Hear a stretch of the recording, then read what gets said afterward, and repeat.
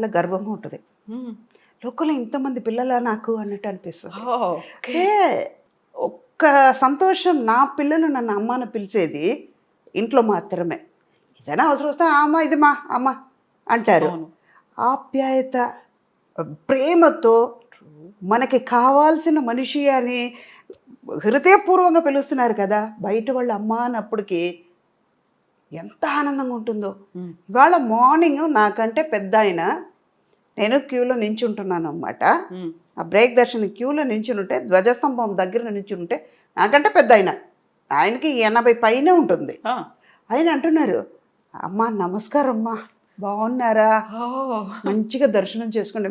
అంటే అమ్మ అన్న మాట, ఆయన నన్ను పిలవాల్సిన అవసరం లేదు, కానీ ఆయన అమ్మ అన్నప్పటికీ అమ్మ అని పిలిపించుకోవడానికి నేనెంత భాగ్యం చేసి ఉండాలి.